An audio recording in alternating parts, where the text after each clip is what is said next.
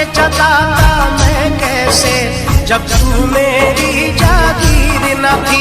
हम भूल गए गुजरी बातें, हम भूल गए गुजरी बातें, अब तेरा फसाना छोड़ दिया। पत्थर के सनम